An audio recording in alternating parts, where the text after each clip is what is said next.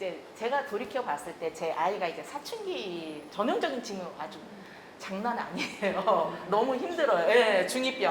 예, 아주 남들이 말하는 그 중2병이 제대로 오셨어요. 거기다가 엄마는 갱년기 오시고, 그러니까 집안이 매일 아주 장난 아니죠. 근데 저희 아이 같은 경우는 이 검사가 의미가 없는 거예요. 왜냐면 검사했을 때 검사에 대해서 거부 반응이 있는 아이예요.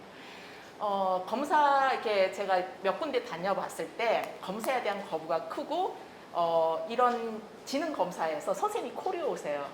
아이가 검사를 안 하려고 한다. 들어가서 제가 옆에 있어야 돼요. 근데 아이가 저보고 하는 말이 똑같은 말을 같은 질문을 계속 하는데 이거에 내가 왜 답을 해야 되느냐 이런 표현을 쓴 게 초등학교 4학년 때예요. 근데 막상 처음 만나는 선생님, 이렇게 사람들한테는 제 아이가 한 몇 프로 부족한 아이? 그런 느낌으로 와닿는 거죠. 그랬을 때 부모가 거짓말하는 부모를 만드는 거예요. 내 아이는 잠재성이 있는 아이고 생활상에서 충분히 일상생활 다 되는 아이고 모든 게 다 되는 아이인데 이거를 다른 데 가서 얘기하면은 장애처럼 받아들이는. 또 처음 봤을 때는. 근데 이제 충분히 경험이 쌓이면은 너무 잠재성이 너무 좋아요. 잠재 능력이 너무 좋은 아이예요. 가능성 굉장히 커요. 이런 식으로 선생님이 설명하고 처음에 이렇게 제가 어디 가서 얘기를 못하는 이유 중에 하나가 부모가 거짓말하는 아이 같으니까. 부모가 장애 수용을 안 하는 부모인 것처럼 보이는 그런 아이의 성향이기 때문에 더 힘든 것 같다는 생각이 들어요. 근데 알아보니까 이런 성향의 경계선도 있더라고요. 그럼요. 그 좀 답변을 더 드리고 싶은 부분이 있습니다. 이제 지능 검사를 많이들 받으시고 기본적으로 경계선 지능인지 또 느린 학습자인지 판단을 해보려면 어쩔 수 없이 그 과정을 거치는데요.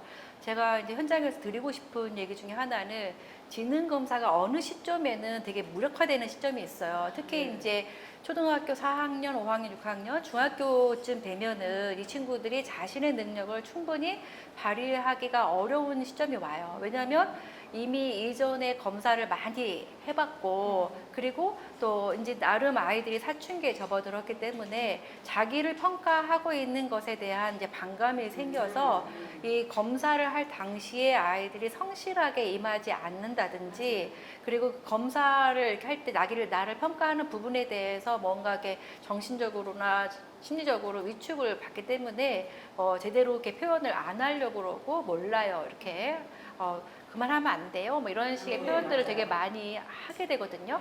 그런데 이제 아까 또 그리고 한 가지 또 다른 것 중에 하나는 이 중학교쯤 됐을 때 아까 언어성 검사랑 동작성 검사 결과 얘기를 하셨는데 특히 이제 언어 능력이 떨어지게 나올 수가 있어요. 이 중학교 연령 이후에. 왜냐하면 이제 어렸을 때는 그 정도까지는 아니었는데 중고등학교쯤 되면 어휘의 개인차가 굉장히 심해져요. 언어 능력에서 어휘의 개인차가 심해지게 되면 아이들이 언어 평가를 했을 때, 그러니까 언어성 검사를 했을 때 그것을 이해하는 게 더 되게 어려울 수가 있거든요. 그래서 어휘의 난이도가 높기 때문에 실제적으로 가지고 있는 능력을 충분히 발휘하지 못하는 경우가 되게 많습니다.